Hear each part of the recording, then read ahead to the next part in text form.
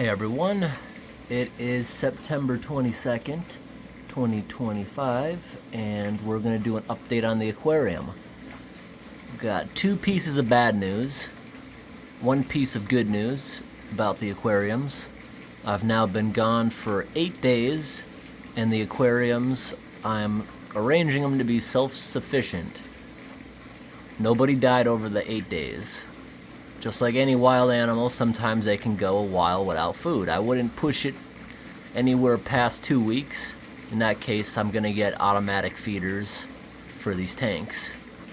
So, I just made this video with the rock tumblers, rock tumbling amethyst. We went to the amethyst mine up north. It's about a 40-50 hour round trip to get there and back. Amethyst is really cheap if you get it at the mine.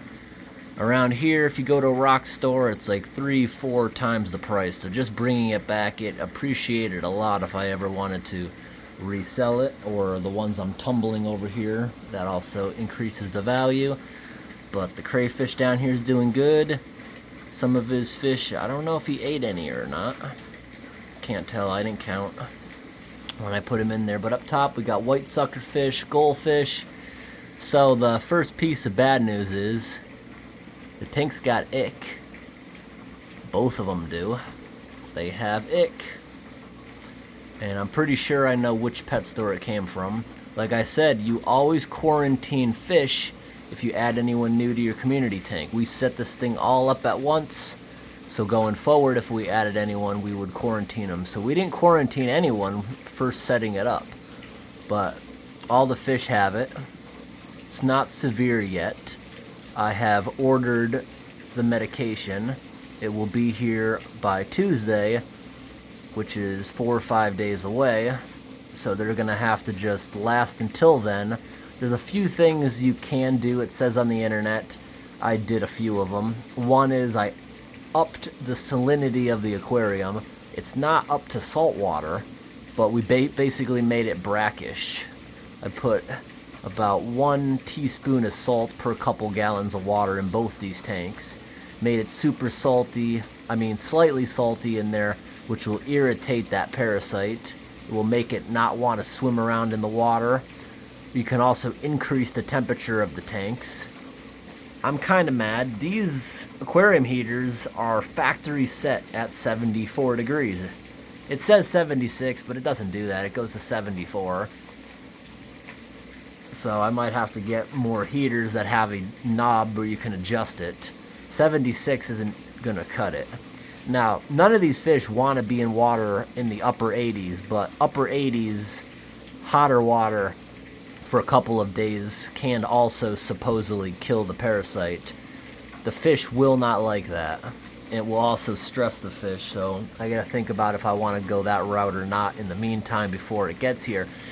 Now, the store where I got the crayfish and the feeder goldfish and the one Placo is where I suspect the it came from, because one of the fish had some bumps on it, but I wasn't too worried about it because there's a few other things, even just fights, injuries can also look like that. But after coming back after 8 days, it's very clear everyone's got it. Even the wild caught white suckers have it on them, but it's mild. We're going to treat everyone. But the store that gave me the ick doesn't even sell the treatment for the ick. Well, they have a bunch of treatments for ick, but it'll kill the snails. It'll kill the crayfish that they sold me.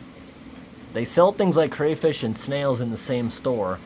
Why don't they sell medication that is doable? Because most of the time, if you buy ick treatment or most fish medicines from the store, most of them contain copper. And the heavy metals will kill snails. It'll kill crustaceans, which means crayfish, crabs, anything like that, it will kill. You could isolate those animals, put them in a separate tank for the time being, while you treat everyone else. You can.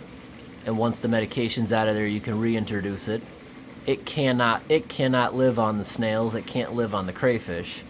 That's a major pain in the butt, though. So I ordered one online that is suitable for both. We're going to give that a try next week. If it happens to not work, then we will have to move these fish upstairs. We'll have to collect the snails and that crayfish, put them downstairs. But this bigger crayfish will kill the smaller crayfish and kill the snails, so we're going to have to put a divider in there. Or I'm going to have to put the bigger crayfish inside of a plastic cage, and we'll sink it in there so they can't be together. The crayfish never goes to the surface, so that won't affect it by doing something like that. Then we'll have to just treat that. But we're going to try step one up top. So in there, the snail's eating. The good news is, if you've seen in my last video, the tadpole that got injured from the power head, which I have since removed the power head, it looked kind of bad. The day one when it happened, it wasn't so bad, but after a few days, it looked like he had a little bit of internal bleeding. He had a scab fall off, so you could see a little bit of blood leaking into the water.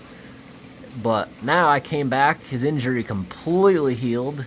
I put a bunch of algae wafers in there. Everyone in there likes them.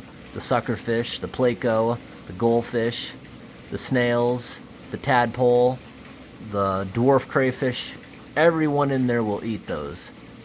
I put a little bit of food in there, and there's still some in there right now, so maybe I won't have to do it.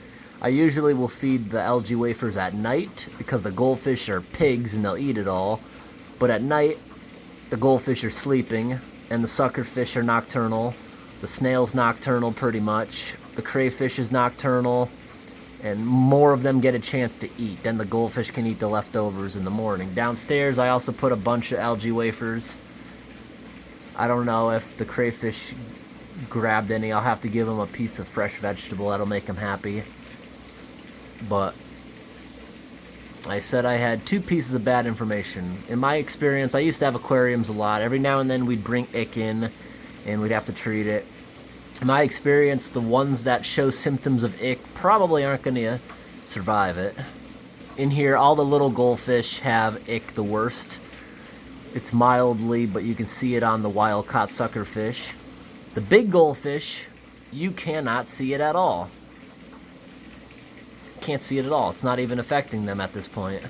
So I'll probably lose a few of the small goldfish because they were weak when I got them. I don't think the store was really feeding them, because when you buy a feeder goldfish, they're usually in a tank with hundreds.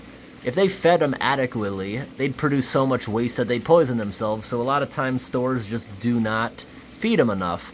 But they were so weak when I got them, a few of them died in the first couple of days. Now they're starting to gain their strength. This is going to be a downfall for some of them, this parasite. I think the bigger fish, all the suckers, will probably survive it no problem. But they got another 4 days before we end up treating them, so I will maybe try shocking the tank a little more with salt and upping the temperature in there, which increases the cycle of that ick. Now, the salt is going to irritate it where it doesn't want to attach to more fish. The heat actually accelerates its cycle, meaning it grows faster, but in order to complete its cycle, it needs to leave the fish into the salty water. So, we'll give that a try. Unfortunately, they don't make one of the best things for ick, called Aquarisol, anymore. That stuff used to use formaldehyde in it, which made it extremely good. Aquarisol can still be bought, but it's not the real Aquarisol like my dad had stockpiled from the 80s. It worked extremely good. Just a couple drops in the aquarium would treat it. And it doesn't evaporate out of the tank like a lot of the newer ones do. They don't make that, and I don't have any on me. So we'll have to get the stuff I ordered. Alrighty, we'll do an update on this.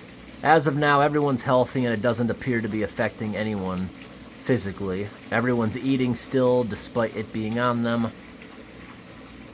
See it on that goldfish tail? That goldfish is already skinny because it was a feeder not being properly fed by the store, but you can clearly see that on its fin right there.